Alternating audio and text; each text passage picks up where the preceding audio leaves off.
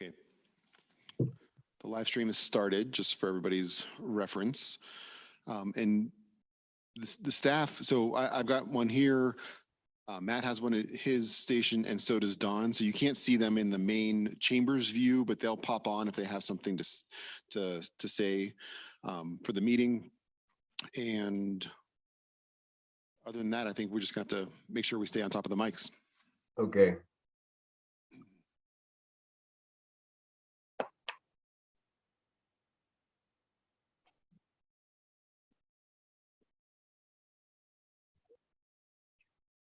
Hello, Smart.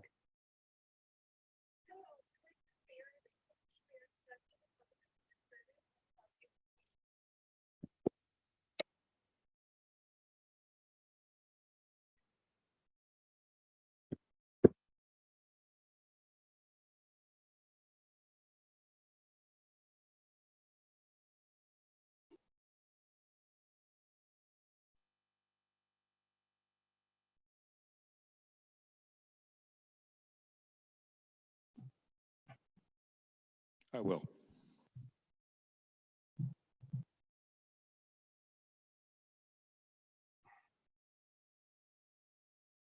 Aaron, did you get a confirmation from Dan? I don't see him in the meeting yet.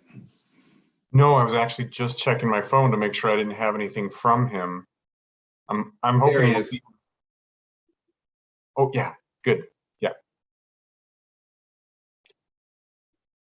Now I think I hadn't heard anything from Brett either, so I was kind of watching for his name to pop up too. Yeah, he hadn't showed yet. Hi, Dan. How are you? I'm good. Can you hear me okay? We hear you just great. You may not hear some of the staff very well, but I think you'll hear everybody that's off the system fine. So Okay. that's all. So don't be bashful about asking somebody to speak up that's on the staff stuff, because I can barely hear them too. Interesting.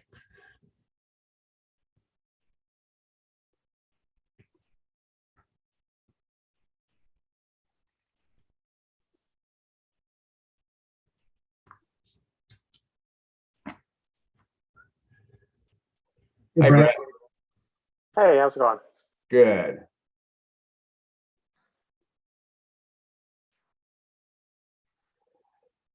Is Susan on this too? I don't think so. Okay. So first off, I want a side note before we get going. Brett, Robert, Aaron, who else is out there? Luke. I apologize for being at the meeting and finding out I had COVID later. So I hope like heck you guys don't get it. I felt great at the meeting, and man, the next day I was like I just got thrown a torpedo. So I hope you don't get it. I apologize if you did, and I feel bad about it. For the record, Mark, Susan did just text me. She's listening in. Oh, okay. Susan, I apologize to you too. So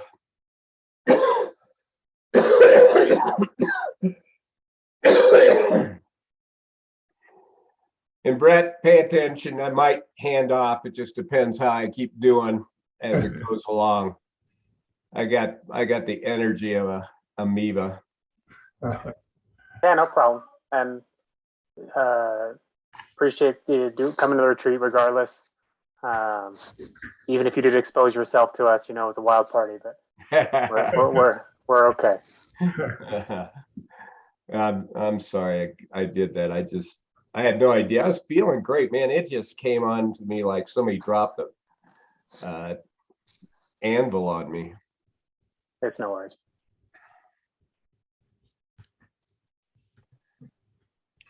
We'll give it 1 minute.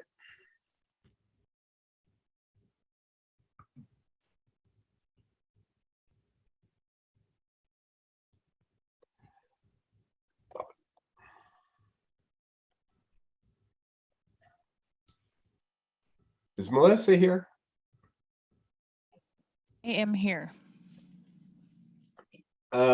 You have to call this meeting to order, right? Yes, I can. In that, what we're supposed to do? Yeah, yeah. All right, why don't you go ahead and call us to order? Okay. The Timnath Town Council work session for June 14th. Roll call, Mayor Mark Sukup, Here. Mayor Pro Tem Brett Hansen, Here. Councilmember Lisa Lake, Councilmember Robert Oxmacher, I am present. and Councilmember Luke Wagner. Here. Okay, so the meeting for the work session on economic incentive policy is called to order. I'm going to turn it over to you, Aaron, real quick. Thank you, Mark. Thank you, members of the council, for being here. And Dan, thank you for being here. This is a topic as a staff we've talked about really for months. We are excited to have this conversation with you as the council tonight. We think this conversation will help sort of set some guidelines for us as a staff and help us as we have those initial interactions with potential developers too. So we, as a staff, as we began talking about this, we almost immediately thought of Dan and some of the work he's done for us in the past. His firm, EPS, has helped us to do some analysis of some of the other developments that have been happening here in the community. He's really a great resource for us and a lot of experience in this field. So we will be leaning on Dan from EPS tonight. He's got a presentation for you folks. You've all, I hope, had a chance to look that over. And then we hope to sort of open it up for a discussion. And so I'm going to let Dan take it away, and hopefully that'll lead us into a good discussion about these incentives. Thanks so much. And I'm going to interject here, Dan, just a second, ask Aaron, you or Lori or whatever. Now, what's their final product of this? Is it to give guidelines? Is it to set up policy? What are we doing what's the end result of the report? Well, Mark, as you guys give us direction tonight, we'll be able to put that together, and then it can ultimately become a policy or whatever level you want to take it. I think at a policy level probably makes sense. I don't think you would want to codify this, but it can give us a policy as a staff for those initial interactions. I don't think you'd want to do anything what I would call ironclad. I think you're going to want to leave yourself some flexibility, and for you to be able to have final word as the council, especially as some of the bigger deals would necessarily come through. But I think you could give us guidance that we could craft a policy based on that. So maybe the end result is when we get done with what we're going to sort of identify, if we can get it done tonight, is you guys will draft up some guidelines that you'll hand out to us, and maybe another meeting we just sort of quickly say, yeah, we all heard the same thing. Yeah, I think that would work. Okay. Is everybody, Robert, Luke, and Brett, does that all sound good? Okay.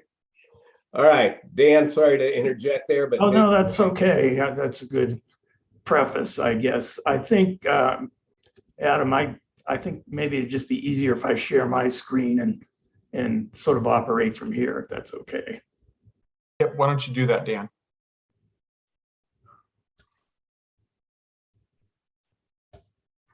You all see that okay? Yes, we can. Okay. As Aaron mentioned, this is kind of a review of economic incentive policies that we have put together based on some direction from staff. In terms of background, as you all are aware, Timnath has provided incentives to other major developments with economic benefits to the town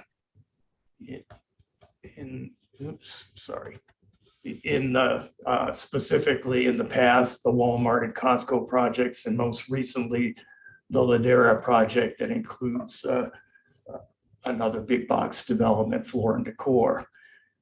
And over time, other property owners, developers, and businesses have made inquiries about the availability of incentives from the town. And so in discussions with staff, we collectively determined that there may be some benefits to establishing some incentive policy guidelines for future application. The staff then asked us to research incentive policies and programs of other Colorado communities. And we have grouped those incentive policies and programs into 4 general groupings. 1 being sales tax sharing, 2 being incentives for primary employment attraction, 3 being specific assistance to small businesses, and 4 being facade improvement grants. And as I mentioned, we were engaged to provide this research and provide some policy options and recommendations to you.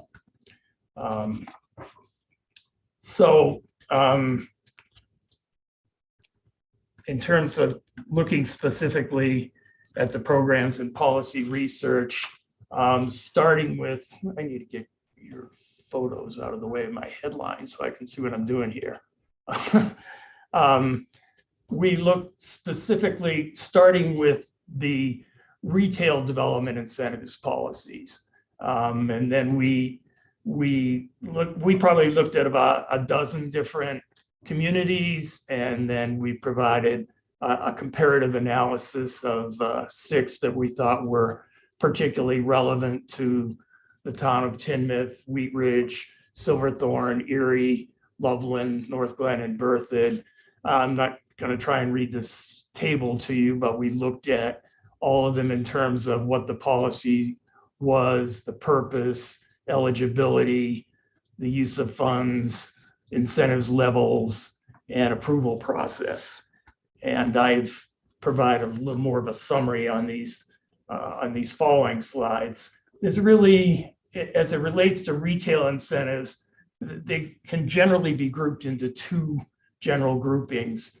And that's the first being incentives for new or expanded sales tax generating businesses. So basically the use of incentives for what you have already done in the town of Timnath by providing sales tax sharing for major anchor stores or major developments. The second grouping is some communities have provided incentives for retail development efforts that address specific development or redevelopment goals, such as incentivizing development in downtown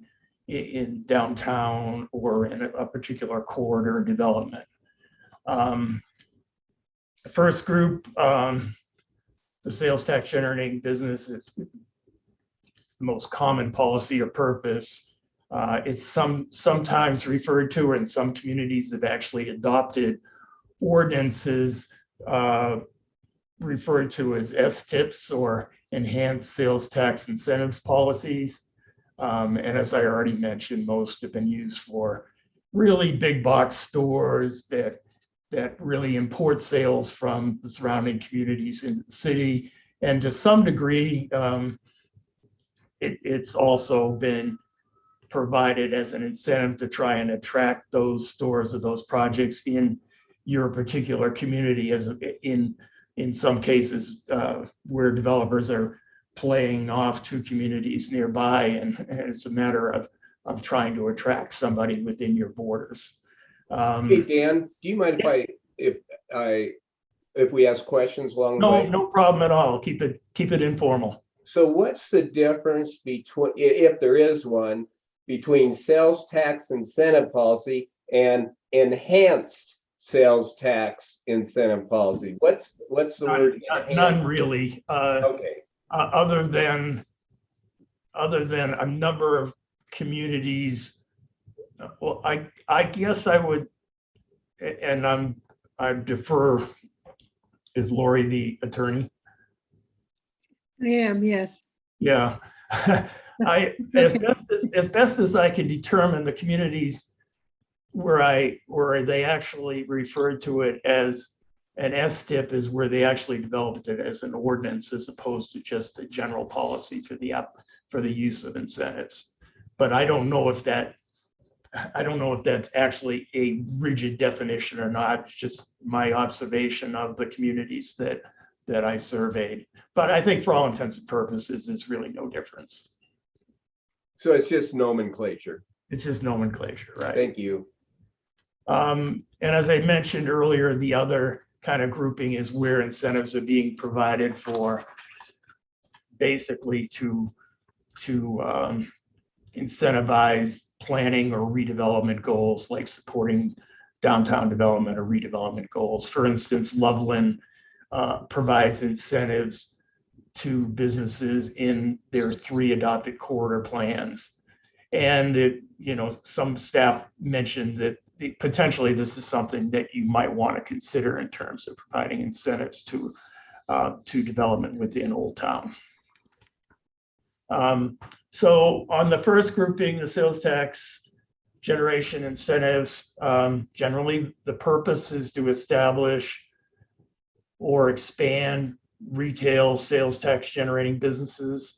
3 of the communities in that table I showed specified a requirement of between $5,000 and $20,000, depending on the community, in net new sales taxes in year 1. This is a really fairly low bar. If you look at $20,000 in net new sales tax, that at 3%, that's $667,000 in gross sales. And at a store doing $300 a square foot, that would equate to a 2,200 square foot store. So these communities are setting a fairly low bar for their eligibility for the use of this. I mean, we wouldn't suggest, and I'll get into this in a few minutes, we wouldn't suggest anything that low. And then the use of the funds, obviously, most communities would apply something similar to how they would require the use of funds for TIF funds or other public incentives, that the money has to be shown or invested in public or public related purposes. Most communities, I would say almost all of them, in terms of providing an incentive, would provide no more than 50% of the net new eligible sales taxes. And I believe that's if I'm not mistaken, I think that's kind of the guidelines that you've used in the past in terms of your own sales tax incentives. Hey, Dan. Pardon? On that 50%, do communities ever exceed that? Is that a hard line, a rigid line? If you've got a business that communities are competing for example. It's not a hard line. It's just kind of a general guideline, feeling like, if there is compelling reason to invest more, certainly it's not prohibited. It's just a matter of, trying to maintain some sort of equity or balance between providing incentives and then also the community taking advantage of the additional sales tax revenues that are being generated. When these guidelines are set, do businesses tend to stay right in the guidelines? Or is there much deviation from whatever that bar is? Well, it's usually written as a development agreement with a proposed developer as to how much you are agreeing to invest. And so they... Right, but what I mean in practice is, say we set an incentive policy of 50% with a 5-year contract as our general policy. Yeah. Would we expect that businesses are just going to come in and say, all right, I want your general policy, or do they generally try to negotiate something different? How does it play out in practice? Yeah, well, it tends, I think it's very similar to what we would do in terms of if you're providing an incentive, you know, to a development project, we would ask them to provide a pro forma and show that, you know, that there's a need for the money, or that they're investing the money, and you know, kind of negotiate the level of investment that you feel comfortable making. Okay, thank you. So it's some combination of the amount of annual sales taxes and the length of the contract. So, you know, if it's, you know, if it's going to be an incentive of up to, say, $2 million, you know, that could be that could be $200,000 over a year over 10 years. Okay. Hey, Dan, this That's is my question. Wagner. Yes. Do you see uniformity, so one policy for all sales tax incentives, or depending on what type of development or retail that's going to go in there, could there be different incentives for different types? Yeah, I'll get into that a little bit in a minute here. The use of sales taxes is one type of incentives. That there can be other types of incentives that are applied. Well, what I mean by that is, like, if we are trying to target a business, do you recommend as a town we have one policy? Or if we are trying to target different businesses that's within this sales tax generation incentive, that we could have multiple policies depending on, you know, just within sales tax, not necessarily, or do we need one uniform policy? I guess I would recommend a uniform policy, but it's really just, you're really just setting what you think the minimum benchmark is for eligibility here, and then how much you might actually provide is going to vary upon the significance of the size of the development and how much sales tax they're generating. Thank you. If I could jump in just for a second, I think Brett and Luke, your questions almost dovetail. So I think what we set in policy is a guideline, and it allows us as a staff, as the first line in working with a developer, to say, in general, here's what our council has as policy, and here's what we subscribe to as a general thing. Now, typically council approval is required. That's that last bullet point. So if it's something that the community really wants and the council feels strongly, then we can potentially go outside of that, go above 50%, or go outside of the 5 to 10 year time frame too. But what it does is it sets sort of an initial line in the sand, and I think it helps developers know what, as a town, you feel is appropriate. So they could potentially negotiate back, but I think you've also made clear this is where we want to be as a general policy.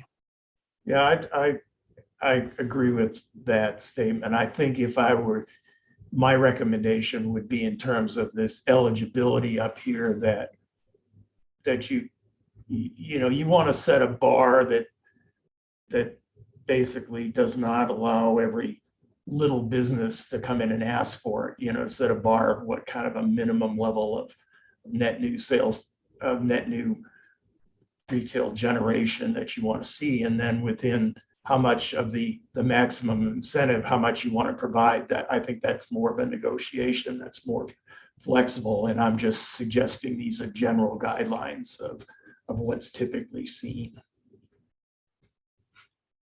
And then in terms of the approval process, these type of projects are typically, we require the town council to approve them. The second grouping that I talked about was the providing incentives for development or redevelopment or infill development goals within the community. A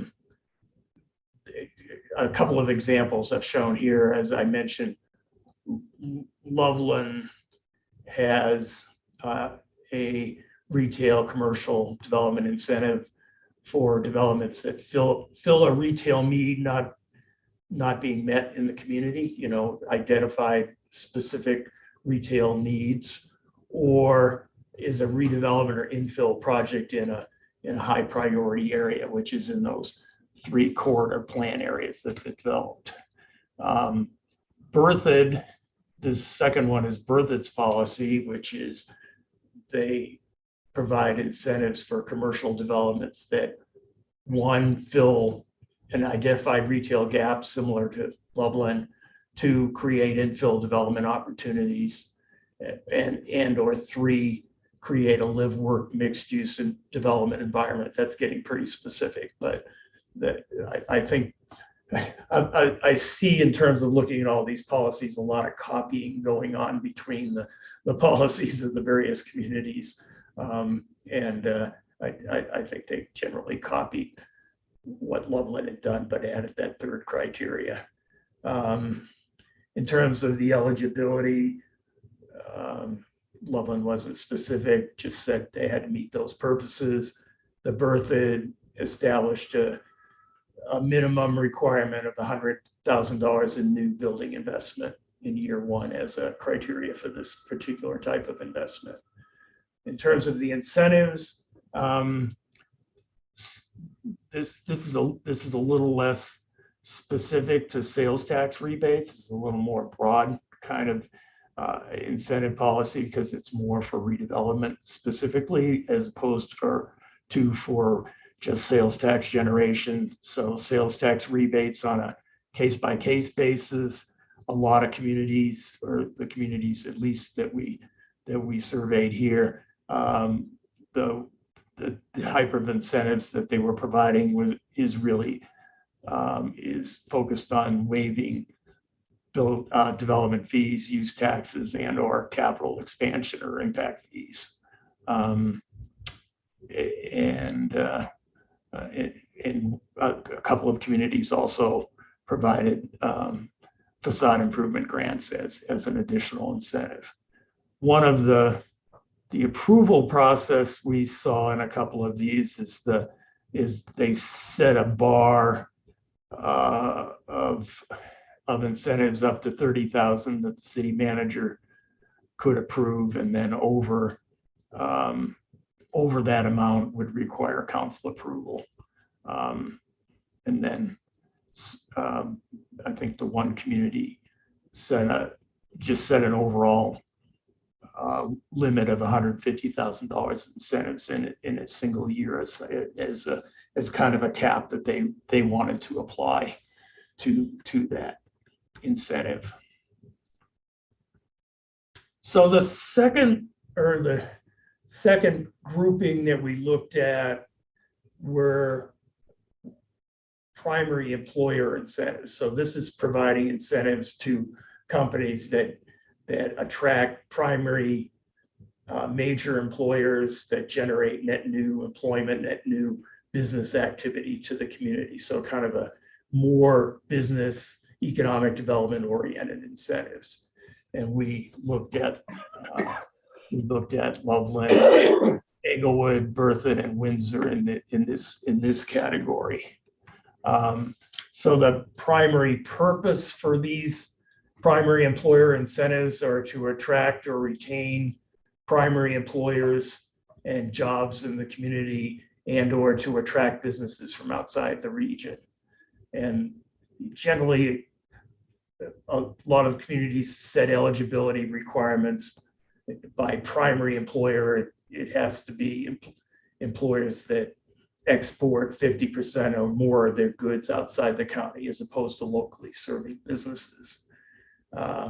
Some set a job creation goal, for example,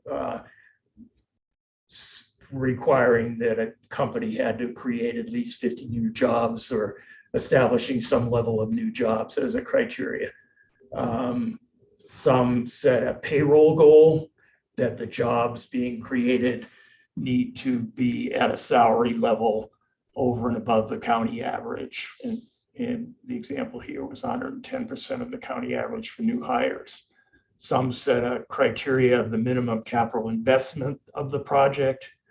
For example, 500,000 in new capital investment to be eligible for this incentive. Almost all of them, to be eligible for this kind of primary employment incentive, require the applicant to provide an economic impact report that really kind of quantifies what these net economic benefits are in the community. I think it's a pretty important requirement here. And in terms of incentives, typically it's more focused on the waiver of development and use taxes, in some cases for waiving local property taxes for up to 10 years, which is what Berthoud and Windsor do within their primary employment incentive policy.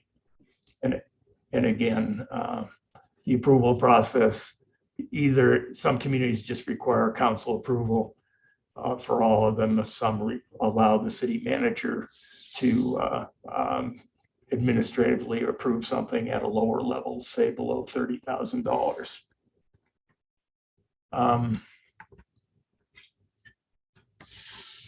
So I'm going to go through and review all the other two programs, and then we'll kind of come back and give you our questions or thoughts about what you might want to consider for each of these policy areas. So we have opportunity, I think, to have further discussion on each of these. So the third grouping of incentives programs, assistance programs that we looked at were small business assistance programs. And that's really communities that provide assistance to small, and to start up businesses, to businesses that are just trying to get going within the community. And what we found is the primary source of small business assistance in most communities is through the Small Business Development Center, or the SBDC, which are set up in each county. SBDCs are a partnership of the state Office of Economic Development and International Trade, the federal government through SBA, the Small Business Administration, and local chambers and economic development corporations. So there's typically SBDCs have a combination of federal, state, and local funding to provide assistance to small businesses. And in Larimer County, the SBDC is in Fort Collins, but serves the entire county area. The Colorado Department of Local Affairs, also called DOLA, also provides grants to communities that indirectly assist small businesses. They generally are providing funding for small business development areas, Main Street areas, or small commercial areas. They have this Main Street Open for Business grants that they provide on an annual basis, and they funded 13 towns last year with $6.7 million. And they, it's typically provided to focus on property and business area development improvements, and also to lower utility costs. And they also provide funds that can be used for facade and energy improvements.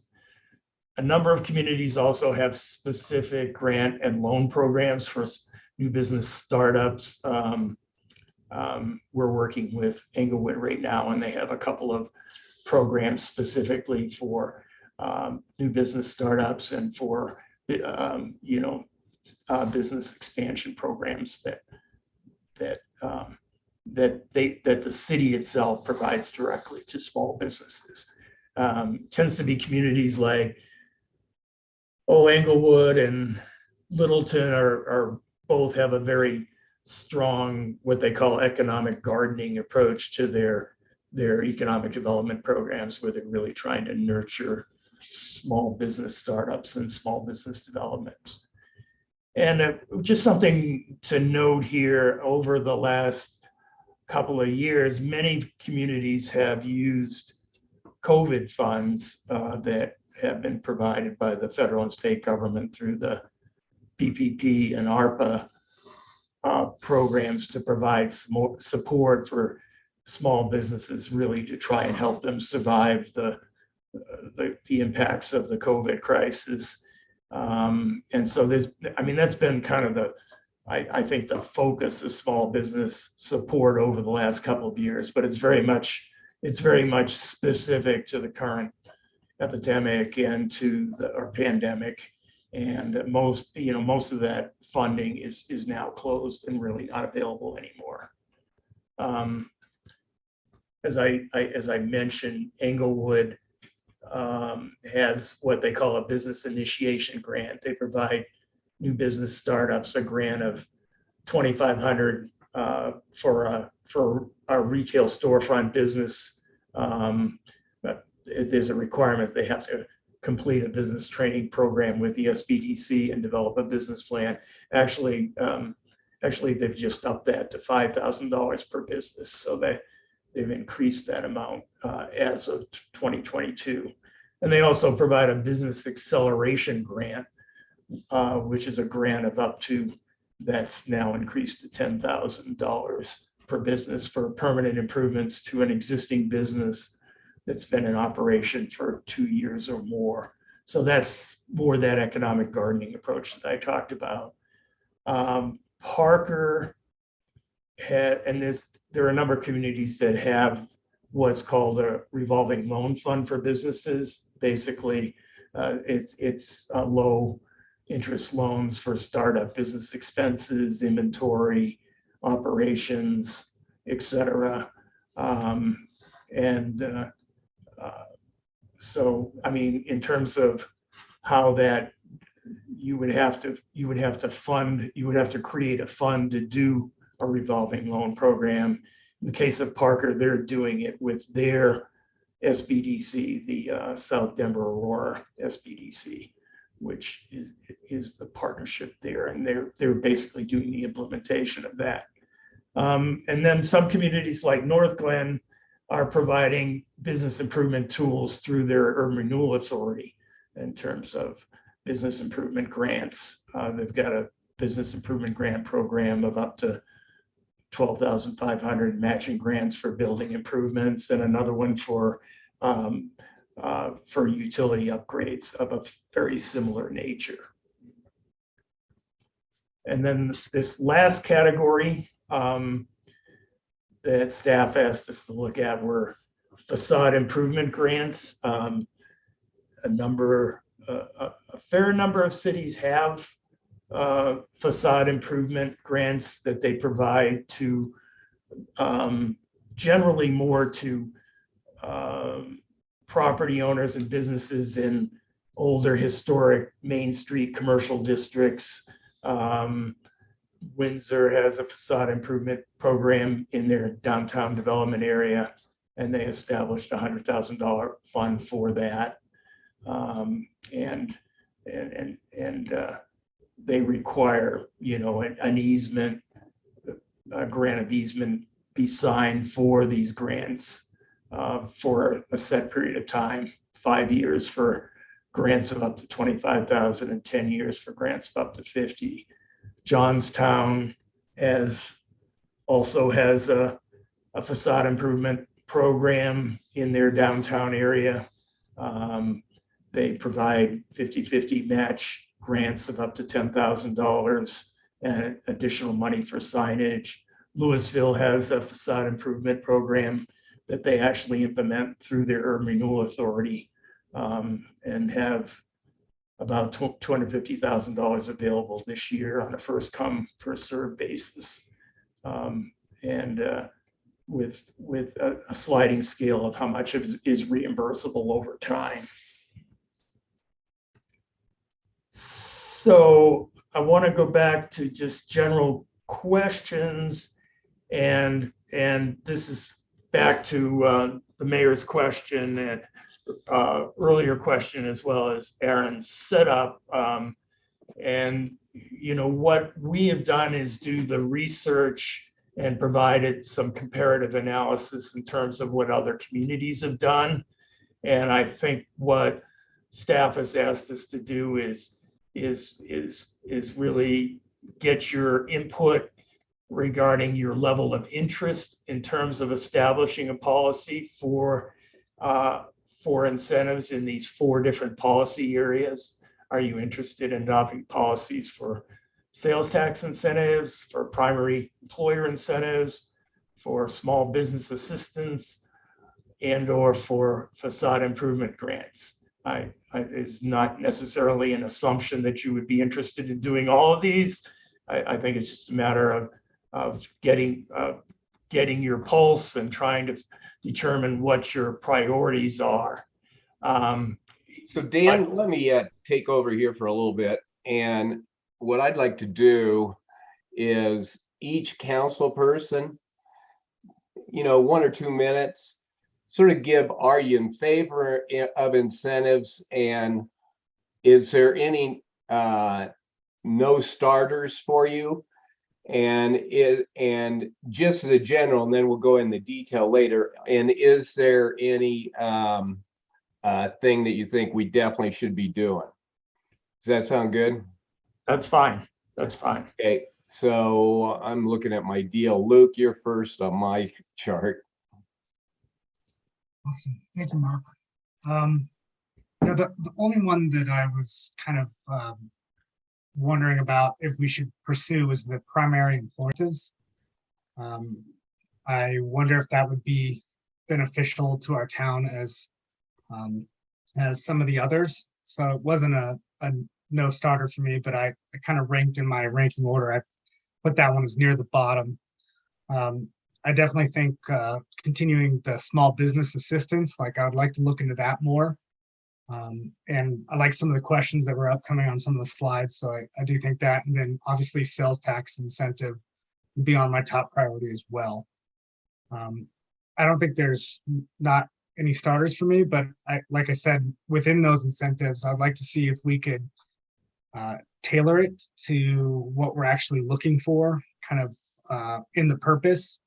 So I would like to see in our purpose that we are getting, our town going in the right direction that people want to do. And so targeting those to the right businesses. And then as far as approval process, I would like to have more definition around that of what's within the town manager role and responsibility, and then what will come to town council. So I think the approval process for me would be very important. Okay. Brett? I think we would benefit from getting in a general sales tax incentive policy. I think that'll be a question that continues to come before the council. I do hear a lot of feedback from the community. Say that again. I'm sorry, Brett. I thought I was keeping up with you and I didn't. Could you repeat what you just said? I think we'll continue to see the question of sales tax incentives being asked for as commercial developments want to come in. So I think that's a big one for us to get a general policy on. Okay. I have seen a lot of feedback from the community that they would like us to have more small businesses. I do have some concerns about some of those approaches, but I certainly want to have a discussion about what would be appropriate. I'm less enthusiastic about the primary employer or the facade improvement. I'm having trouble wrapping my head around where is this going to go? What are we going to do? I assume it's somewhere in Old Town, but it's very nebulous for me. And then primary employer, I don't know how much of a priority that people have communicated on that at this point. Okay. Robert? Yeah, I think it's probably worth exploring sales tax and small business. Those are the two that jumped out to me that probably are worth exploring more. On the sales tax, I would say that we would want floors significantly higher than what we saw in the chart here. My initial thought is I'd be more comfortable with something like 33% as opposed to 50% as a general policy. And I definitely would want to make sure that that's written in, that those incentives are coming back for a public purpose and not simply benefiting the entity coming in. I like what Luke was saying in terms of can we target this to specifically requested business types, so things like grocery, sit down restaurants, maybe family entertainment type stuff, as opposed to just attracting a bunch of drive-through restaurants, which would tend to compound some of the problems that we're dealing with in terms of traffic. And I'm very interested in exploring small business. I don't know that we have a lot of need for things like facade improvement. There could be some old town opportunities there, but I really would like to see us try to find ways to support and encourage small business development. One of the questions I had for you, Dan, is what were other municipalities doing to define eligibility, and how do you ensure that those funds really are going to support kind of local startups as opposed to just franchising national chains or something like that? Some of my thoughts. Okay. Go ahead, Dan. Oh, I'll hold my comment to after you finish, Council, because I do have a few comments on each of in terms of our thoughts on some of the benchmark levels that questions have been raised, as well as the additional criteria. Well, why don't you go ahead? Okay. Well, I'll just start with the sales tax. I mean, it seems like there's general support for that for major new generating businesses, and it sounds like I'm hearing support for identifying a list of needed businesses in the community, or targeted businesses, like one of the Robert mentioned, like grocery stores and sit-down restaurants. I mean, I think that makes a lot of sense. I mean, the logical one would be any big boxes that, are like, you've already got 3. I don't know how many more you're going to get, but potentially, within Ladera, there potentially could be additional, or as well as other development along the I-25 frontage. Whoever raised the point about facade improvements, it probably applies to other sort of area-specific retail incentives. There's probably just not enough sort of locations that would justify that. So it seems like their criteria would be more based on the type of businesses. The two things would be the level of sales tax generation and the types of businesses that are being provided. In terms of incentives, we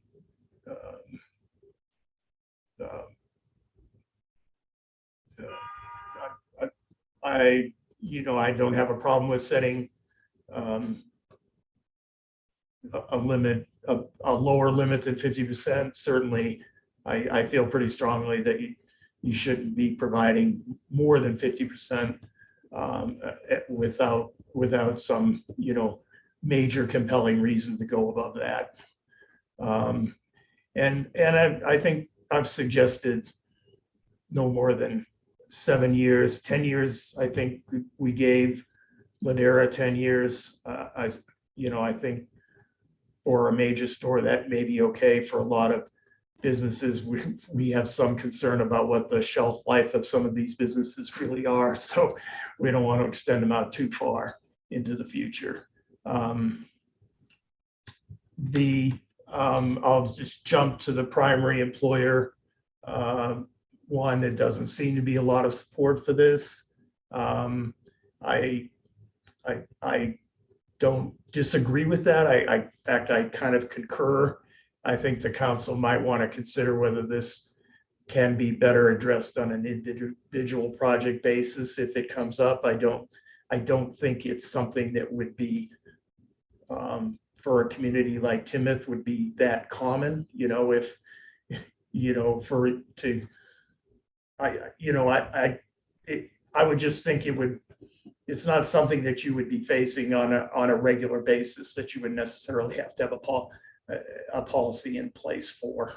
And then the one thing in terms of whether it applies to this or even to other incentives, we don't recommend waiving impact fees because that's something, you can waive property taxes, you can waive construction use taxes, but impact fees, if you waive them, they would need to be backfilled by the council in some other way because you can't take those funds out of the impact fee funds directly. We're going to run out of time here, Dan, pretty quick. So I'm going to jump in and summarize where we are a little bit and then make my comments and then come back to the council. Okay. So I think, and I agree with the primary employer incentives, probably for our town doesn't make sense. I mean, the thing we always have to remember is we're a 3-mile wide, 10-mile long town, and we've got a huge town comparatively to one side of us and significant sized ones to the other side of us. And so we're not needing an employer base to bring. The reason why you want an employer base, if you're being business thinking, is that brings in the retail sales. Well, we sort of get the benefit of getting to use Fort Collins and Windsor and some of Greeley when they do how many housetops are in the area. And that's how we got Costco, that's how we got Walmart. That 95% of the housetops that they looked at were Fort Collins and some of Windsor. So we were able to take advantage of that when they were looking at, is this a town big enough to hold a Costco and hold a Walmart? So unless everybody disagrees, I'm going to try to take pieces off the board so that we only have to talk to certain things. So my thought is that we take primary employer incentives off the board. Give me a nod or disagreement? Okay, so we're on agreement with that.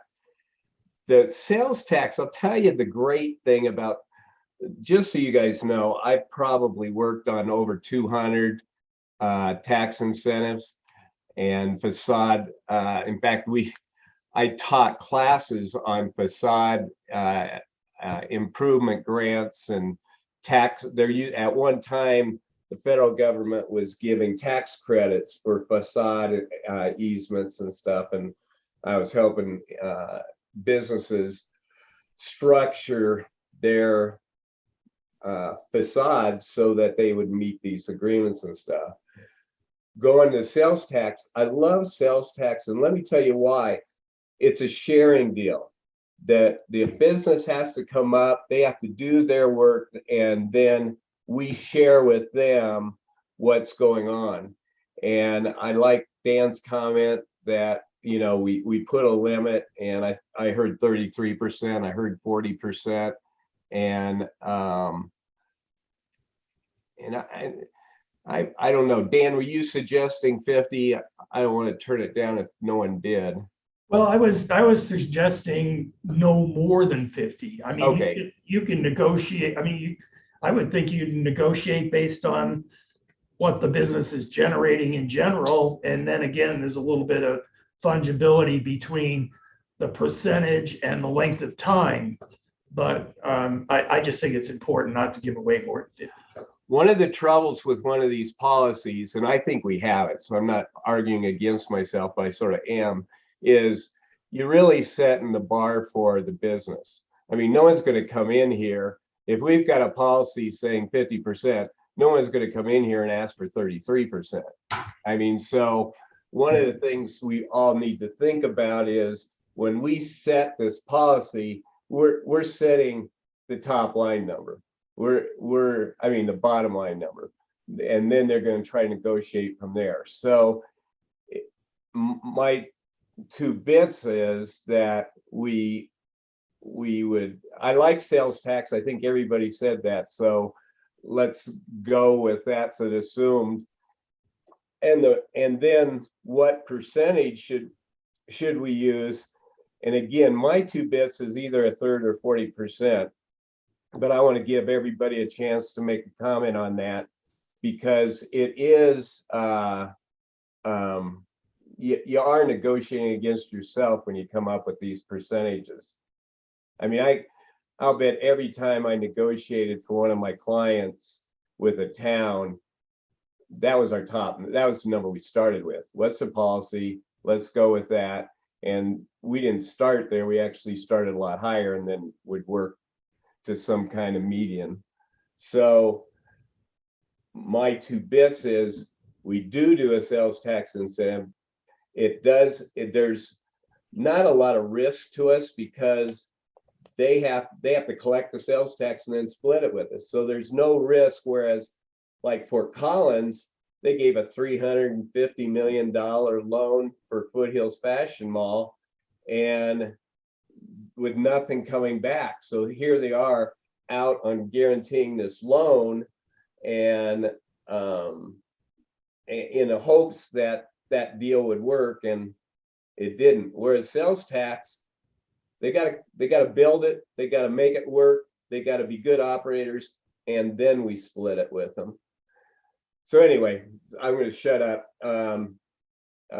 Who's on now? You're on top, Robert. I think let's just sort of like try to put a corral around the percentage that we'd suggest.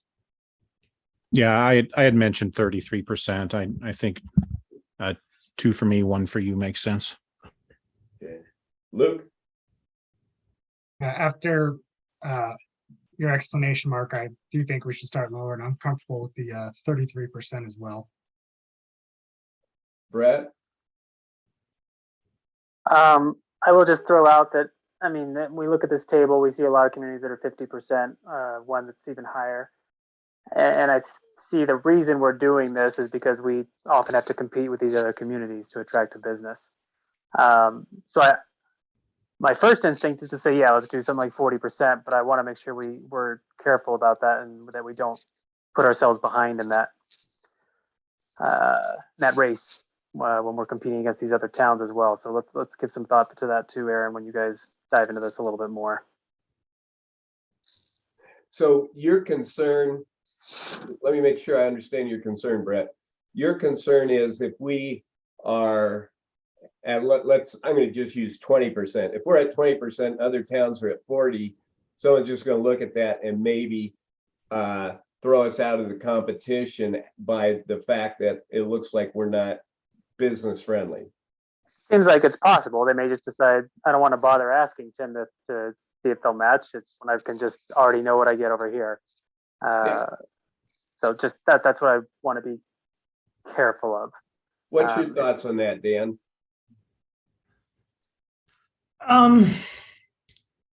Boy, I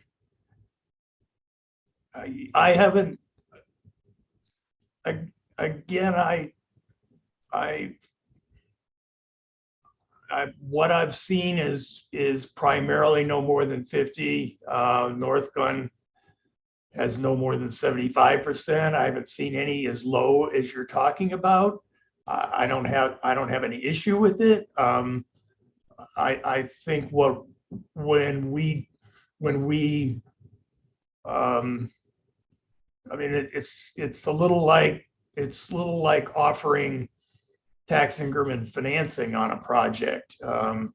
You know, you can set a policy that you're willing to share all the property tax and a certain portion of the sales tax, but I think it's also important that the applicant has to make a business case for the incentive. You know, we would very much like the Ladera review we did, they asked for, you know, a sales tax, I mean, basically a credit PIF, same thing as the sales tax sharing. They asked for that money, and we basically had to evaluate the development pro forma to suggest that they had a legitimate use for the money, and the town wasn't just lining the developers' pockets. Okay. And I think we all realize that this is a policy that we can reevaluate at any time and reevaluate on a case by case. We're going to be safe if we can have one number, because then we don't end up negotiating against ourselves every time we do one of these, but it gives us a number to sit there and work from. An So alternative there, Mark, is to think of it, use the time horizon. You know, we said at 50%, but we're talking 3 years instead of 5 years, you know, at 40%.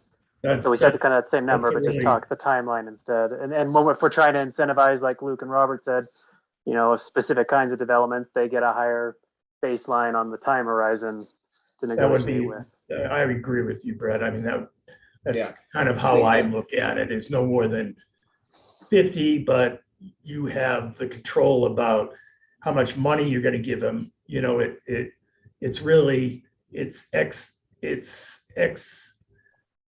amount, it's 50 in my case, 50% for up to X number of years, no more than a top number, no more than 2 million or no more than 3 million. So the timeline is as important as the percentage. So actually what I heard was a third, unless we want to change, a third, and I'm going to put you at 50, Brett. And That's fine. I'm at 45. So, you know, Are we negotiating a deal here or what? And, but, you know, I think it was you, Brett, that brought up the idea of years is just as important. So let's just shoot through that. It's at 6. We're going to have to start the meeting here anyway. I don't know. What do you want to do, Aaron? We aren't through this discussion. That's what I was just going to ask the council. So we could certainly bring this back for further discussion at a separate time. We could take what feedback we have as staff to try and pencil out a policy to bring back. We're at your disposal, I guess is what I'll say. If you feel like we could wrap it up in just maybe another 5 or so minutes, I would maybe encourage you to take those 5 or 10 minutes. You don't want to bleed too far into the regular meeting, but that's kind of, I think, your options in front of you. All right, so let's go. We've deleted facadas are hard to talk about though, so we may not be able to do it. What you're suggesting. I think we can knock out primary employer incentives. That's pretty easy. And I think small business, wait, no. So the only one we can knock out is primary incentives based on what I heard. Somebody had a strong feeling on all the others. Sales tax was being the first. Let's try to, how long would you do the sales tax incentive? We might be able to kick that one out.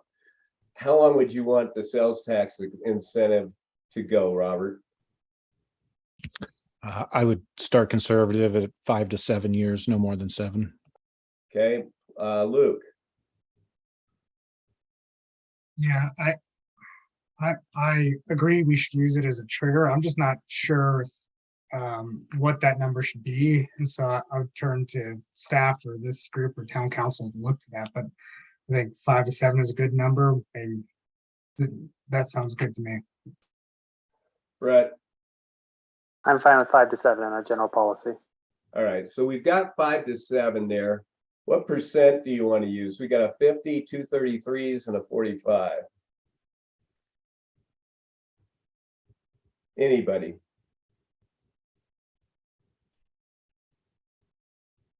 I would still stick with the 50 and say we would heavily negotiate on the timeline, but that's just my. Robert. I still like 33, understanding that that's our starting point and we may get proposals above that, but I don't want to, say that you're going to get 50. That's our starting point. Luke, I'm good with doing the 33 as well, but if maybe we start at 33 and say no more than 50. let's use But again- 33 for now going forward, being that we've got more at 33 than we do at 50. And then we go 5 to 7 as a direction to that. And I think, Aaron, it's going to take longer for us to talk facade and small business because those are complicated issues, even when you got a single entity going on, let alone trying to make a general policy. So my thought would be is put it as one of the last agenda items on our next meeting, and all we'll do is talk about small business assistance and facade and see if we can beat through that in 15 minutes or so. Sounds good. We'll plan to do that. Okay. All right. I hate to not start the meeting on time, and we're at 6:01 right now. I think we'll get halfway through either of those discussions from what I heard while we were going through that. So does that sound okay, Aaron? It does. I think we just need a motion to adjourn then, and we will tag it in for the June 28th regular council meeting to Okay. finish off the discussion. You know what we could do here too, Aaron, if we're allowed to, is if we kick through the meeting here in 10-15 minutes, which we very well be, put our discussion of these two at the end of that meeting and see if we can get it out. And if we can do it in 10 or 15 minutes, if we can't, then we'll do it at the end of another meeting. I'm going to defer to our town attorney.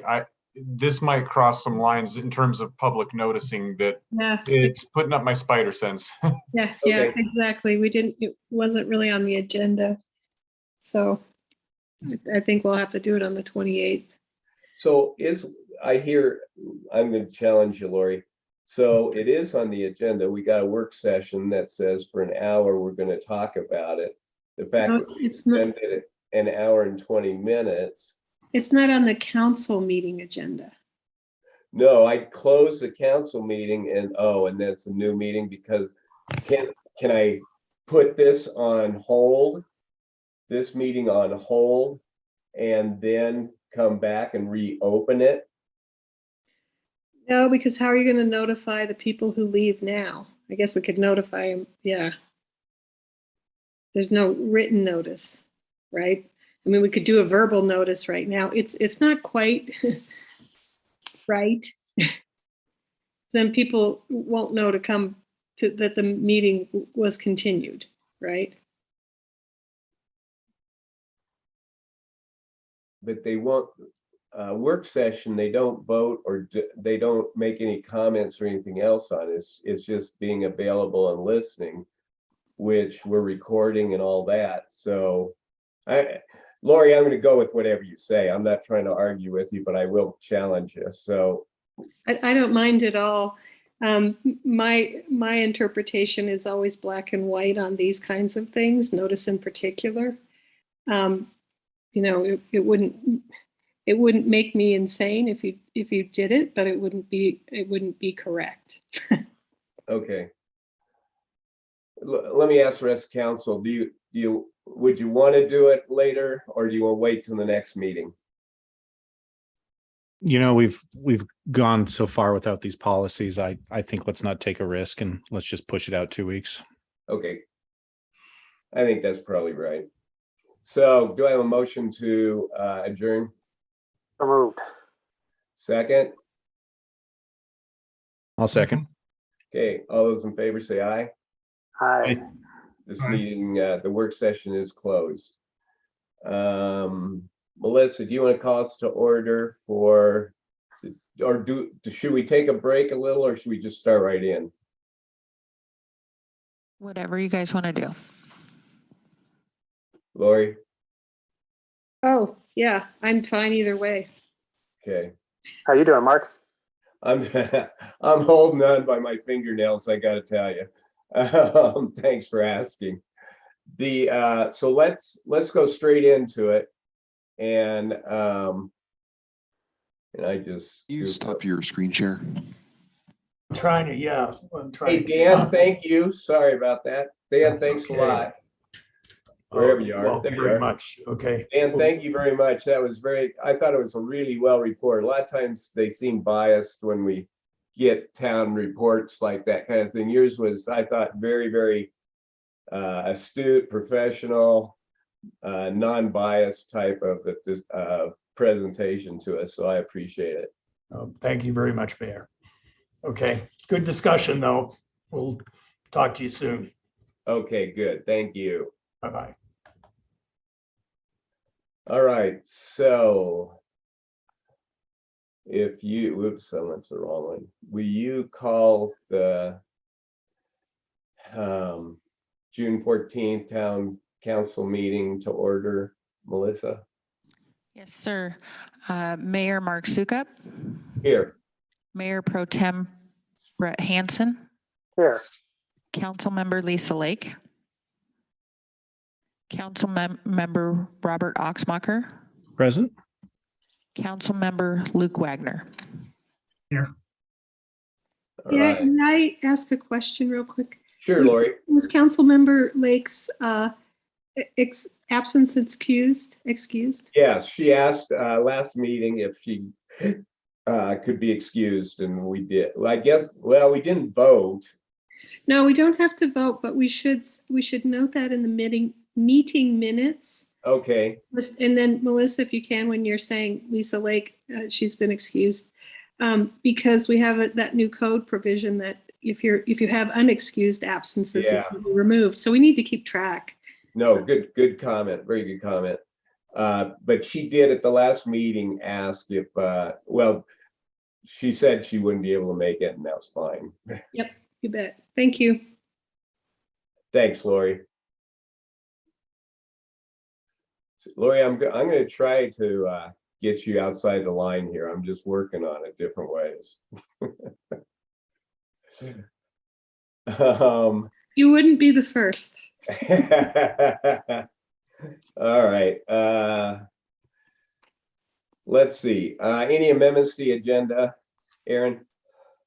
Nope. Okay. Any public comments, Melissa? Yes, we have. I'm sorry, I could not hear you. Okay. Yes, we have Chris Payne. Okay.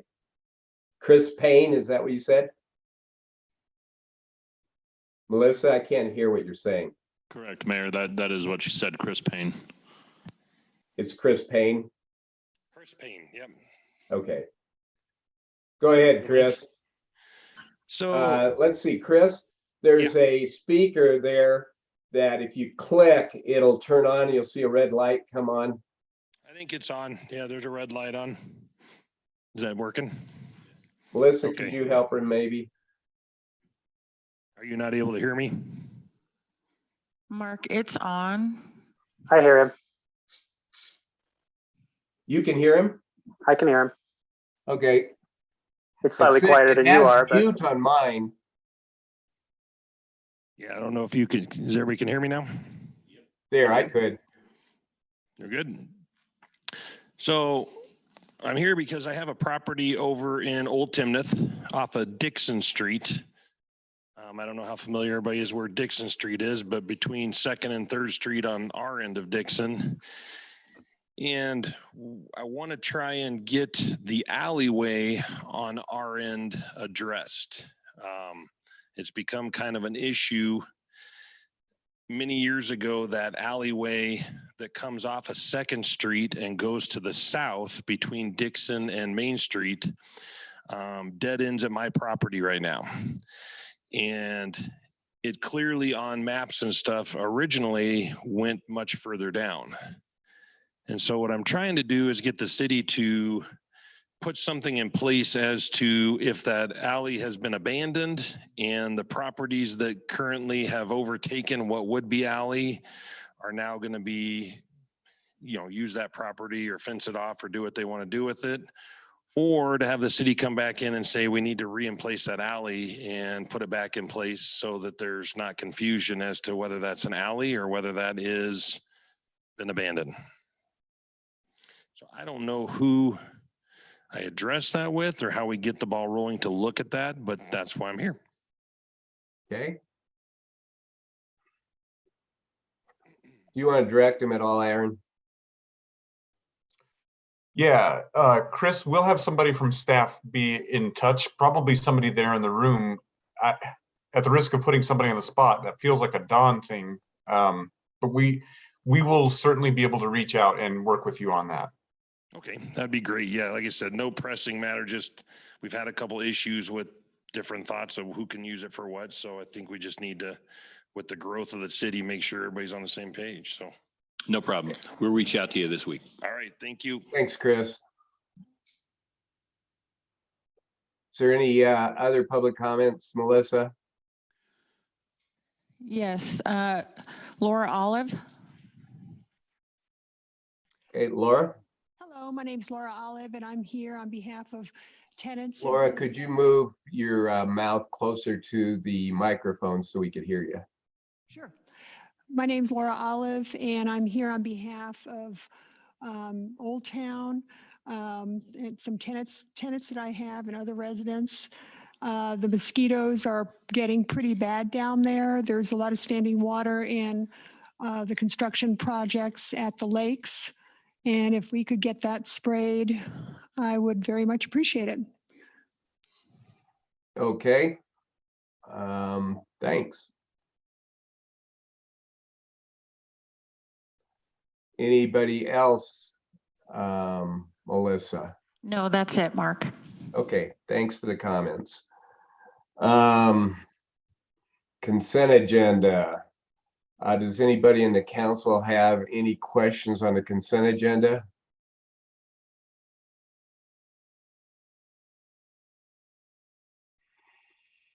Dawn, did you want to make any comments on the consent agenda? Probably the only comment I was going to make was as it relates to the storm drainage question that came up relative to the Draley property, and that it came up in the planning commission and was voiced by a resident. And I want to just make a comment that the condition, the criteria that the town has makes it very clear that the developed condition will be significantly better than the existing condition. And if anybody out there needs to have more explanation than that, I'm happy to discuss that with them. Okay. Any council person have any questions or comments on the consent agenda items? No. Okay. Could I have a motion to approve the consent agenda? I move to approve the consent agenda. Do I have a I will- second? I will second. All those in favor say aye. Aye. Opposed? The consent agenda approved unanimously. Just, I thought I'd throw this out, just as it relates to the, and I'm going to say the name wrong, Drill property. This was a reading setting the public hearing, not approving the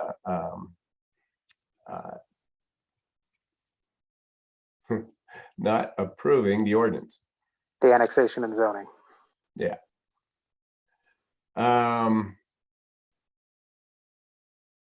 Reports, council people, anybody have any comments you'd like to make?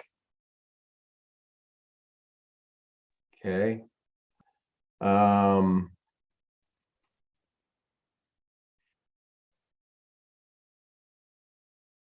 right, that takes us to business item 6A, Resolution number 27, series 2022, which is a public hearing, a resolution declining full participation in the Colorado state-run paid family and medical leave insurance program. Aaron, and yeah, and Jennifer will be joining us too. Yeah, thanks, Mark. We do have Jen Vollmer here tonight. Has prepared a few slides if council would care to hear those. Absolutely. Yeah, so we'll go ahead. I'll just go ahead and turn it over to Jen. It might be easiest for you to just share your screen, Jen. Perfect. Oh. Was that your bank account? There we go.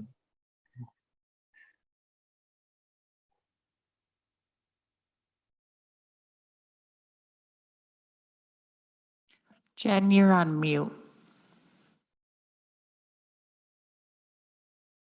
Jen?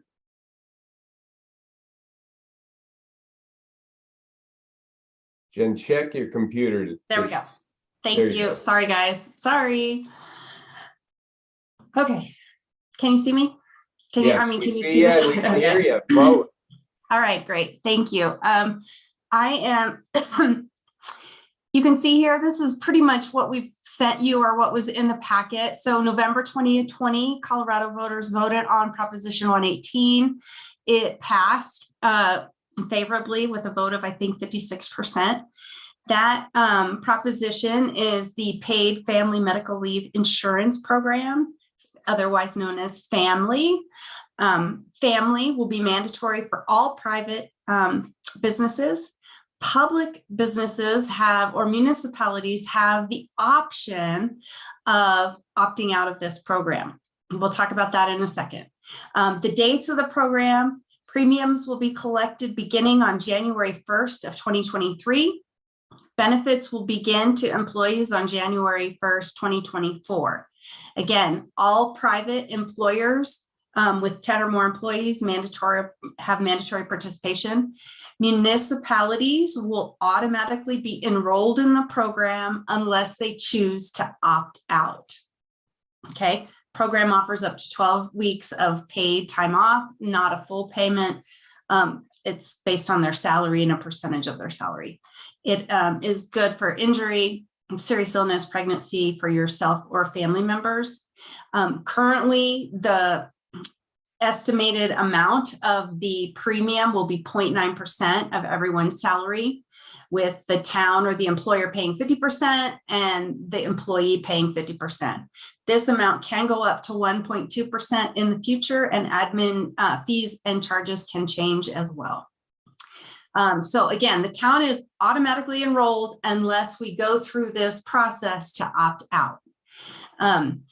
Some of the reasons why we should consider, in my opinion, opting out is because this is really brand new. It's ever changing. I've sat through multiple meetings, webinars, trainings, trying to understand this. And the people that are in the family office still don't have all the answers. So again, it's just really changing.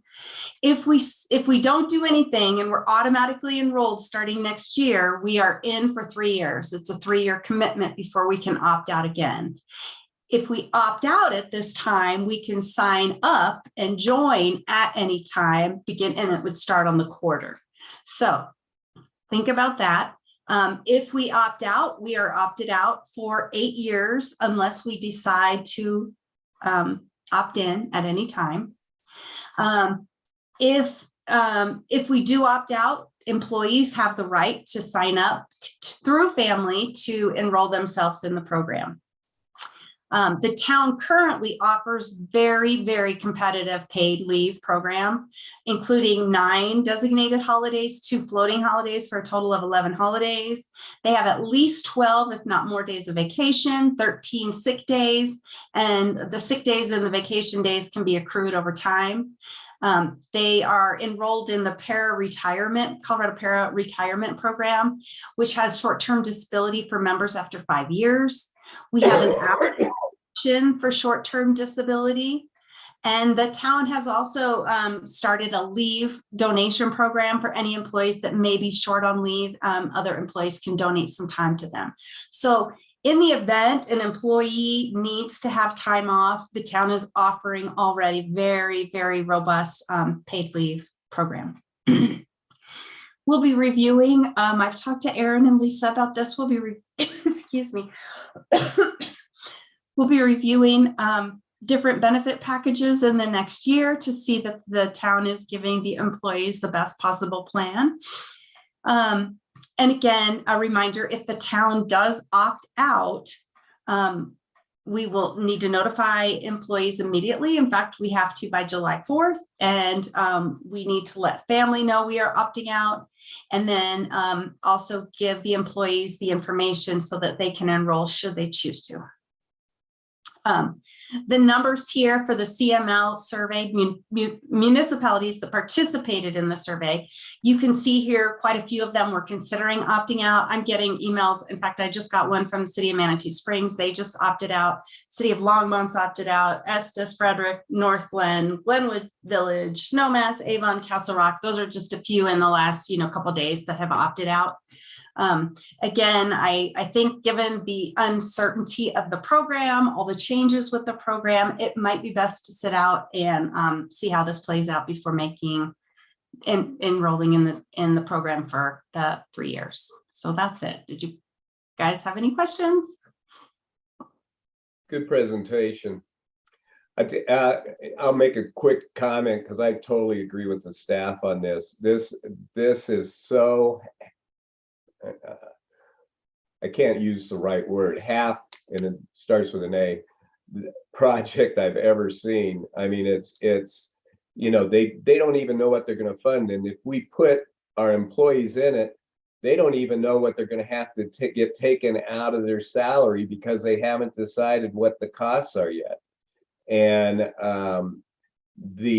it's my guess is it's going to be managed as poorly as it's being set up, and I think we're sticking our employees into a bad situation, which if we wait, we'll be able to have a better idea of how it works, and then if we find out it's good, we can get in. It's sort of a no harm, no foul setup, except for waiting for a few months or maybe a year or half year or whatever it is, and see if this thing really works. But I read through all 45 pages of their encyclical that they put out, and I mean, it was just so disjointed, I couldn't believe it. Anybody else have any comments? Yeah, Brett. First, I want to thank Jen and staff there for the staff report there. I know it is a very complicated act they wrote up, but I think they did a very good job of being thorough yet concise to make it very easy to understand. And yeah, I agree with the mayor there that we certainly want to take care of our employees. We want to attract and retain top talent for our town. And this program does not strike me as what we're trying to provide for our employees. So I also agree with staff recommendation. Luke? And if we opt out and then we opt back in, is there a waiting period for employees? So would they have to wait a year if we opt out a year to get back in the program, or can they start their benefits immediately if we opt back in? Outstanding question, and we haven't gotten an answer on that yet. The other question that's been raised that there's no answer on is how much, if we opt out and employees want to enroll, will they be paying the 0.45% only, or will they pay the 0.9? Again, it's we've heard it both ways. So again, so many unanswered questions. I am sorry, I don't have an answer on that. Thank you. That's helpful. Thanks, Luke. Did you have any questions, Robert? I did. Jen, as part of this process, I believe we were supposed to solicit feedback from the employees. What did that look like? So we had a staff meeting on Wednesday of last week. And I went through a similar presentation, more similar to, I guess, what was in the packet, more information and kind of what it looked like on both sides and how they could enroll and et cetera. And we asked for questions. We had a few questions. again, more like your question, Robert, and I don't have all the answers because they don't really have, it's not that clear. So I don't know if that answers your question. We opened it up for questions, but got a few, not much, and that's it. There was a concern, or at least one of the questions raised was that not everyone would want to participate in this plan necessarily. And if the town opts to be enrolled in the plan, every single employee has to be a part of it. So that was, I think, a concern. If I can follow up, oh, go ahead. I'm sorry, go ahead, Lori.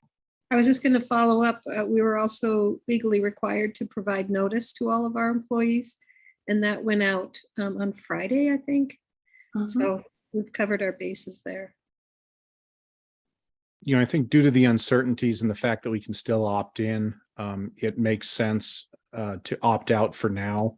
But I want to make sure that we remain competitive. Being a government employer, we're always fighting against private business. And I would, you know, hate for this to be just one more thing that attracts people to the private industry as opposed to working for our town. So I do think we want to keep this on the radar and make sure that we're looking at ways to still be competitive. Robert, you made a great comment. I sat down with Jen a week ago and we went sort of through the benefits real quick. I'll tell you what, my firm couldn't compete with, my old firm couldn't compete with what the benefits are at the town. They're way in excess of all the clients I had. In fact, you said, okay, Mark, who your clients compared to the town? I think town comes in first as far as the amount of benefits, the type of benefits, and the dollar amount of benefits that our town employees get. If somebody tried to evaluate, do I work for the town or do I work for Suka Push, do I work for whoever, we wouldn't be able to compete. I will also say, just from my perspective, we work with a lot of cities and towns in my business, and you guys have the most robust benefits plan of all of them that we represent. So in that respect, I think you're very competitive. I think your salaries are very competitive as well. We're doing a salary study right now for the town of Timnath to make sure we're in the ballpark. We're going to be reviewing benefits, like I said, either the end of this year or next year to make sure we are definitely competitive. We just received a CML study on compensation. I believe, Lisa would correct me if I'm wrong, I think she said there's another one coming through, or she just completed. So that means we'll be getting the results soon. And that will be just on benefits that different municipalities in Colorado offer. So again, we can be on top of it to see where we're falling short, where we have any gaps, and then fill those as needed. So yes, we totally 1000% agree. We have to stay competitive in the market for sure, especially today. And we are doing all we can to do that. Eric, can I ask another question? Sure, Luke. Is there, I was looking through and remind me, was there any FTE distinguishing between FTEs with this benefits? Or is it all FTEs if we opt in? And why I asked that question is kind of in other places where you're employed, like if you're part-time or you're full-time, there's a different level of benefits for employees based on that FTE. Is there anything in here that talks about FTEs? Nothing that I've seen at all. And again, it's based on a percentage of the wages, and that benefit to an employee having to use that time off would be again beneficial, or it would be based on their salary. It would be based on a percentage of their salary. And it's also considered based on the state comparable salary at the time. A maximum of $1,100 per month is the maximum benefit, if I remember right off the top of my head. Okay. Thank you.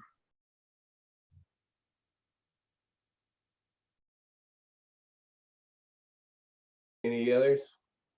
Okay, so Aaron, do we have a motion set up? Well, I guess our motion is set here. So do I have a motion to approve, or, well, do I have a motion to decline full participation in the Colorado state-run family and medical leave insurance program? So moved. Do I have a second?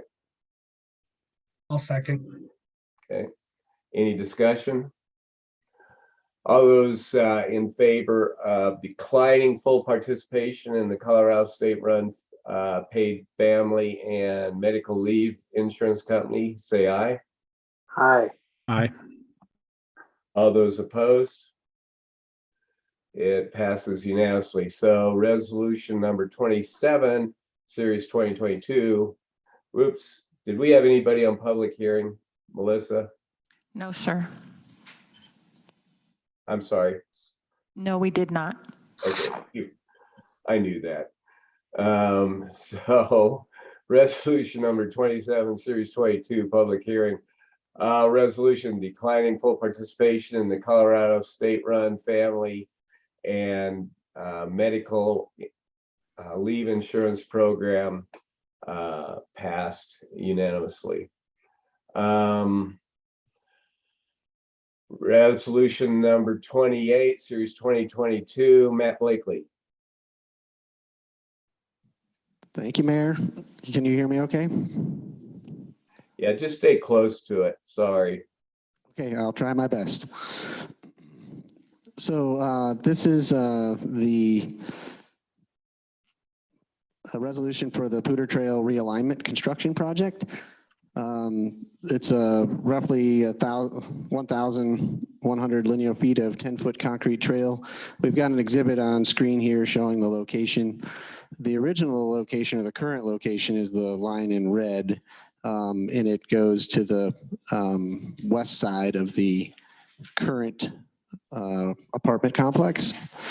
The second phase of the apartment complex to the west of that, Kevin, if you can go to the next slide. This is the add-on portion. This is the drawing showing it. So you can see, does it show the lines? No. Sorry, the lines aren't showing there where the trail is, but the current complex is to the east side and the new complex is to the west side. The trail that currently goes through the property actually crosses 2 streets and connects then down to along Stonefly. What we are proposing is that the trail get realigned and moved over to the very west side of the second phase. That would then not have any street crossing and be closer to the Poudre River. And it would be outside of the middle, so to speak, of the 2 apartment complexes. The town and the county actually built in partnership with a grant with GOCO, the first phase trail, the first current alignment of the trail. This second proposed realignment is solely borne by the town because, or being requested anyways, to be borne by the town, is due to the fact that we're the ones that are asking to move it over there and put it in a better alignment. At the time it was built, initially, this property wasn't even annexed to the town, and there was a current road 3F, County Road 3F over there. So it didn't make any sense to have it over there. Where it was located was the best location. So the ask here tonight is actually to contract with Connell Resources LLC. They actually are the site contractor for the apartments. They went through a bid process with the apartments. They were the low bidder and the successful bidder. And they're actually, since they're doing work on site, we negotiated to use the same unit prices that they use for the apartments. And then there's no kind of crossover between multiple contractors on the property. So our recommendation from staff is that we contract with Connell Resources. Their contract amount is $170,000 and it's at cost. So whatever the costs come in at is what the work will be. We did add a little bit of to the ask from council tonight. 187,000 is the request because it is, we have some CA work that'll need to be done and a little bit of contingency in case we do bump over that 170. So Our ask is then that we get this contract authorized, and Connell can actually start working very quickly in the next month or so and get the work done yet this summer, hopefully, and with the completion of the second phase of the apartment project. That's all I have. We got sent, Matt, and I think you've answered them once, or I saw an answer, 3 questions on, and I think it was designed as public comment, but whether it is or I don't know if it is, Matt. I don't know how we deal with it, Lori, and if it isn't, so this doesn't have public comment, so we don't have to worry about that. So could you answer those 3 questions on since we didn't have it in the report? I thought whoever answered those questions well. Let's see if I can find that here. So the question came from Mr. John Barkley, and he asked, let me see if I can find it. Let's see, they've already been answered, Matt. Kevin answered them and sent an email to, I thought, all of us. Correct. I'm trying to find the actual original questions. But yes, Kevin did send an email to all the council members in response to those questions. And he also sent one to John Barkley.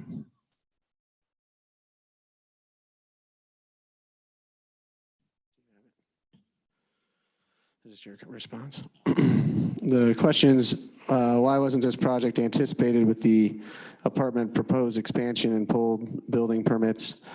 I believe I answered that in my staff report. But the apartment project actually did have it shown on the west side in their site plan. And so the plans that were approved by the Planning Commission and Town Council actually did show the trail, and it was shown that it was going to be completed by the town. And then why is the apartment getting a free pass for this improvement? I mentioned that as well. They're not getting a free pass. It's not their obligation, since the trail existed when they actually built their first phase and second phase. The trail does satisfy the need of of providing a connection. Town staff and the safety of the trail users is paramount in our opinion, that the new trail alignment should be moved over and put on the west side, closer to the river and in a safer alignment. What efforts are being made in getting the apartments to share or pay for the entire cost?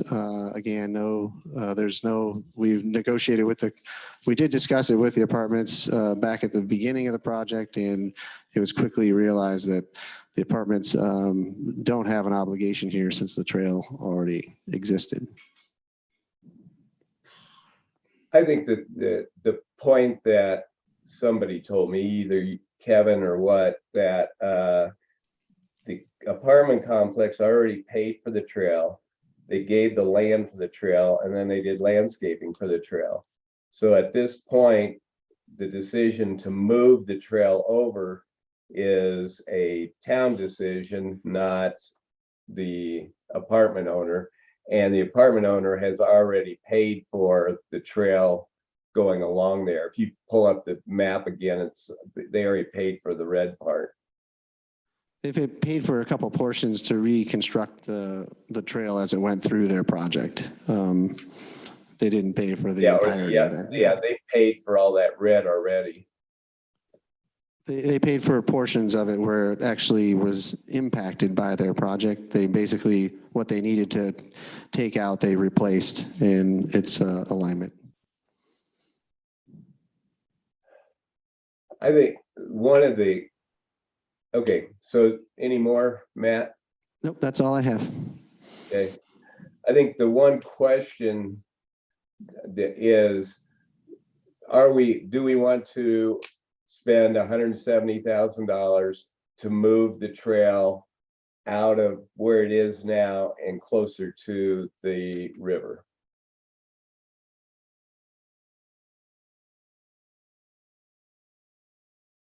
Brett? So Matt, just to make sure I understand here, in keeping with our general policy of having developers pay for development, they paid for this trail development when they built the first phase, but because then they later acquired the land for the second phase, that's why we're trying to move it so we don't have to put the trail through the middle of the apartment complex. And so it's kind of a unique quirk of how this development is unfolded is why we're having to pay the bill to slide this over.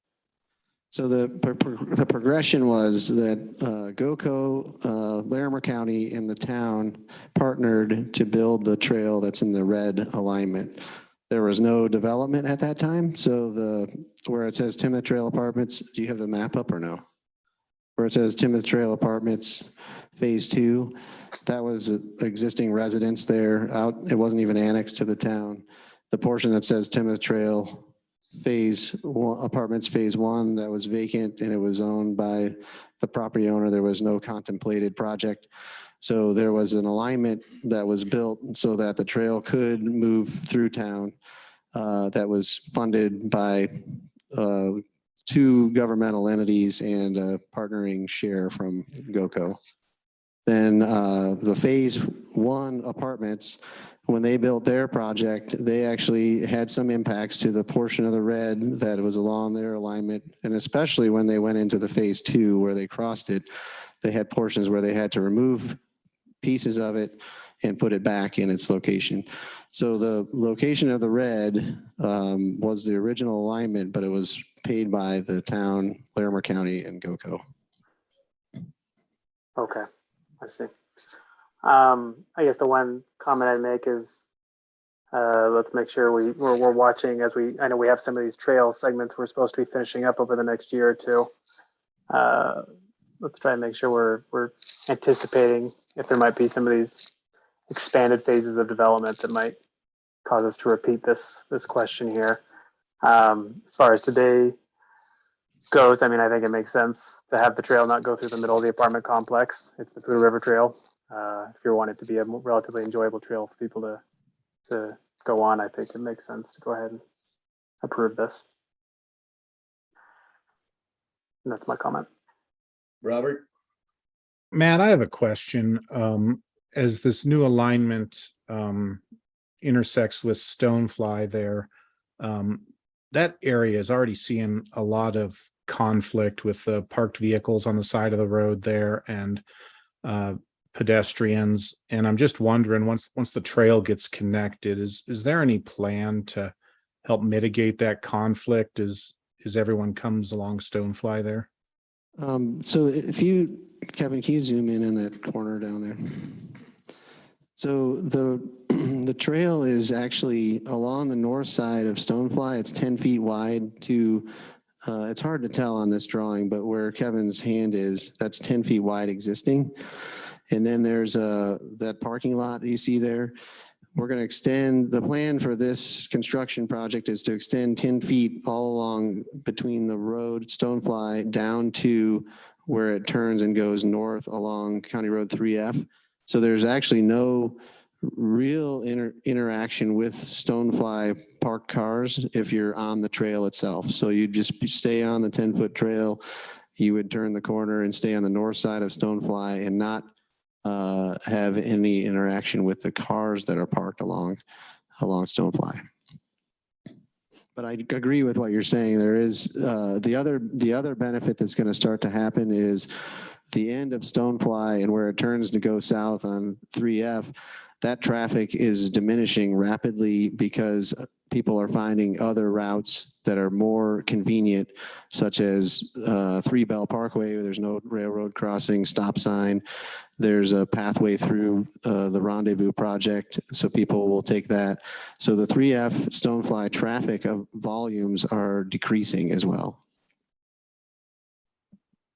Okay, I share some of Brett's thoughts that I think it makes sense to do this time. I agree that the west alignment is far superior, but I sure hate building essentially the same portion of trail twice. And even though the first trail had some grant funding, and ultimately is a waste. I understand how we got here, but I would just really ask that as we look at how the rest of the trail is going to go through Timnath Ranch, that we kind of try to anticipate. As I know the Draley property is currently being looked at. The trail kind of runs along that. Let's just really make sure. My thought is that this is a one-off. Yeah, and Robert, just to tag in, each of the developments along the way, so the trailside development, they actually built, I think it's all completely done 100%. They've built a 10-foot wide trail through that entire development from basically the point where it connects to Stonefly here, all the way over and down along 3F or 3 Bell Parkway. Ultimately, there may be a better alignment, but we've been trying to stitch together as projects come in, alignments so that there is a pathway for people to move through the community as best we can. Our ultimate alignment would be close to 3F as we can be, close to the river as we can be, but we understand there's property owner rights and people that are in the county that haven't wanted to develop or aren't planning to develop. So we're taking what we can get as we can get it. And some of the times it isn't perfect. So we get what we can when we can. And then sometimes you have to, in this case, just like this happened, we had 4 or 5 years of the trail and the alignment it's in. And then unknowingly, the apartments came in and bought the property to the west of it. And it was like, now it's right in the middle of a high density neighborhood, which in crossings and everything, it just created some conflicts that weren't really anticipated. But we appreciate the thoughts is let's try to find the best alignment we can when we can and try to keep it on the edge if at all possible. Okay. Do I have a motion for authorizing the Poudre River Trail Realignment Construction Project? I move to approve resolution number 28, series 2022, a resolution authorizing the Poudre River Trail Realignment Construction Project. Do I have a second? I'll second. Thanks, Brent. And I do share both Robert and Brett's concerns on this. I didn't say anything I should have earlier. Okay, so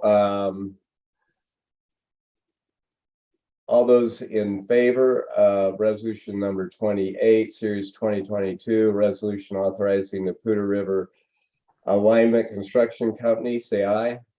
Aye. Aye.